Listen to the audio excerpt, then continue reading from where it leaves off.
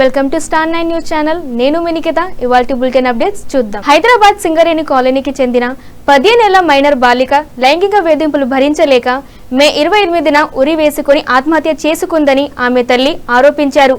తమ ప్రాంతానికి చెందిన 4 యువకులు గత కొంతకాలంగా బాలికను అసభ్యకరంగా వేధించి బెదిరింపులకు గురి చేశారని తెలిపారు.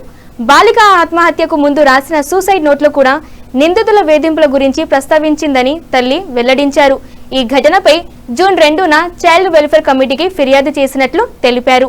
6 నెలల క్రితమే స్థానిక పోలీస్ స్టేషన్లో ఫిర్యాదు చేసినా చర్యలు తీసుకోలేదని, అప్పుడే స్పందించి ఉంటే ఈ విషాదం నివారించవచ్చని తల్లి ఆవేదన వ్యక్తం చేశారు. నిందితులపై పోక్సో చట్టం కింద కేసు నమోదు చేసి కఠిన చర్యలు తీసుకోవాలని ఆమె డిమాండ్ చేశారు.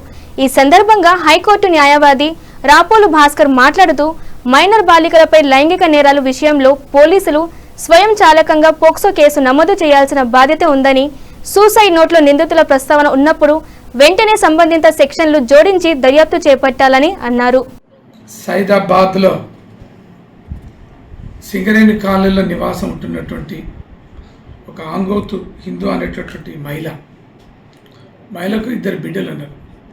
అయితే అమూల్య సిరియా అనేటువంటి ఒక మైనర్ అమ్మాయిని అదే కాలనీకి సంబంధించినటువంటి కొంతమంది లావుడ్య కుమార్, వడితే రమేష్, వడితే పవన్ గతంలో వెంటబడటం అనేటటువంటి పడి లైంగికంగా వేధింపులకు పాల్పడటం అనేది జరిగింది.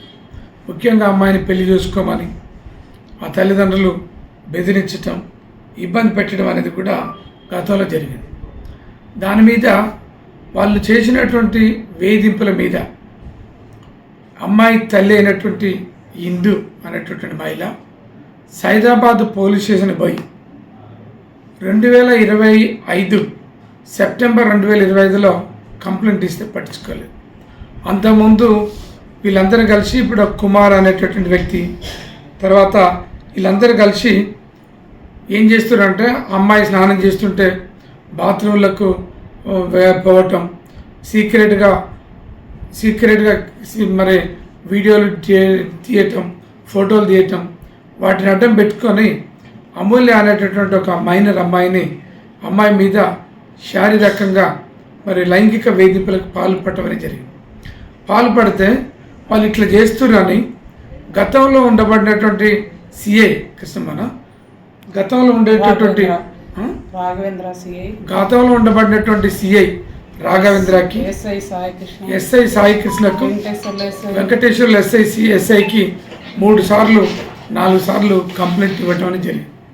కంప్లైంట్లు ఇస్తే కేసులు కట్టకపోగా మీరే తప్పుడు ఫిర్యాదులు ఇస్తున్నారని ఒక మైనర్ తల్లి అయినటువంటి హిందూ మీద అసభ్యకరంగా మాట్లాడటం, బెదిరించటం, తిట్టడం, కేసులు కట్టకుండా ఆ ఎస్ఐ 2 సిఐలు సైదాబాద్కు సంబంధించినటువంటి 2 ఎస్ఐలు ఒక సిఐ రకరకాలుగా వేధింపులకు పాల్పడటం అనేది జరిగింది.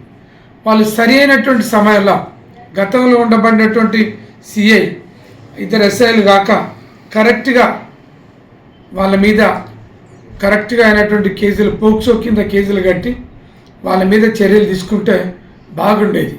కానీ పోలీసులు సరి అయినటువంటి చర్యలు తీసుకోకపోవడం మూలంగా వాళ్ళ యొక్క లైంగిక వేధింపులు ఎక్కువై అమూల్య గత్యంతరం లేక ఆత్మహత్య చేసుకునేటటువంటి పరిస్థితికి పోలీసులు కారణమైంది. అయితే పోలీసులు ఈ అమ్మాయి ఆత్మహత్య చేసుకొని చనిపోయిన తర్వాత అమ్మాయి బాబాయ్, అమ్మాయి తల్లి కంప్లైంట్లు ఇచ్చారు. కొంతమంది మీద కంప్లైంట్లు ఇస్తే వాళ్ళ మీద కేసులు కట్టారు. కానీ అమ్మాయి చనిపోయిన తర్వాత 2 రోజులకు 3 రోజులకు అమ్మాయికి సంబంధించినటువంటి ఒక నోట్బుక్లో ఒక సూసైడ్ నోట్ దొరికింది. ఆ సూసైడ్ నోట్ యొక్క సారాంశం ఏంటంటే, ఒక కుమార్ అనేటోడు, లావుడ్య కుమార్ అనే వ్యక్తి, వడితే రమేష్, వడితే పవన్, వాళ్ళ కుటుంబ సభ్యులందరూ కలిసి ఆ అమ్మాయిని లైంగికంగా వేధింపులకు పాల్పడ్డారు. దాంతో నేను పోలీసుల దగ్గరికి పోతే న్యాయం చేస్తలేరమ్మా, నువ్వు పోయినా నేను పోయినా పోలీసుల కాడికి పోతే న్యాయం చేస్తలేరు, దాంతో వాళ్ళ యొక్క వేధింపులు ఎక్కువైనాయి, నేను భరించలేకపోతున్నా, లావుడి కుమార్ తర్వాత లావుడి కుమార్, వడితే రమేష్, వడితే పవన్ అనేటువంటి వ్యక్తులు నన్ను బతకనిస్తలేరు. నేను వాళ్ళ వేధింపులు భరించలేక ఆత్మహత్యకు పాల్పడుతున్న వాళ్ళందరి మీద చర్యలు తీసుకోవాలని కోరుతూ ఒక డైయింగ్ డిక్లరేషన్, సూసైడ్ నోటుని రాయటం అనేది జరిగింది.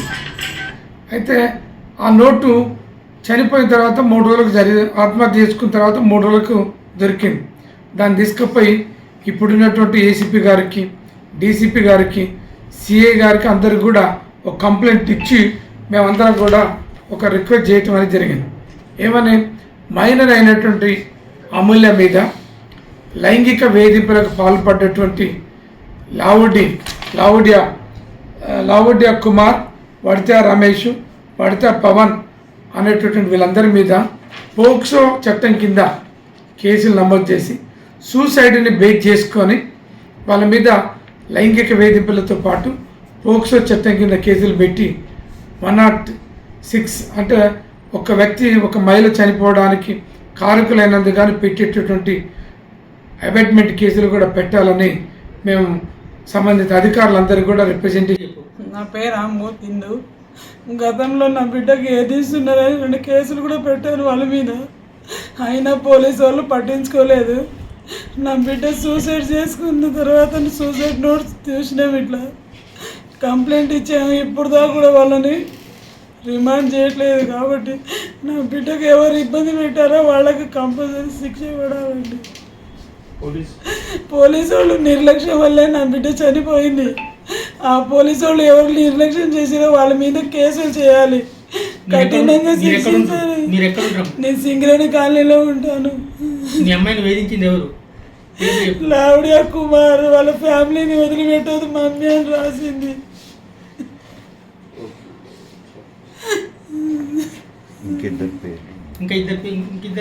పవన్, వడితే రమేష్ వాళ్ళందరు కుటుంబ సభ్యులందరూ నా బిడ్డను చాలా టార్చర్ చేస్తుంటే మేము వెళ్ళి ఎందుకు ఇబ్బంది పెడుతున్నారని కూడా అడగలిగితే మేము పోలీసు వాళ్ళకి పోయి కంప్లైంట్ కూడా ఇచ్చాము. పోలీసు వాళ్ళు పట్టించుకుంటే నా బిడ్డకి ఈ పరిస్థితి కాకపోయేది.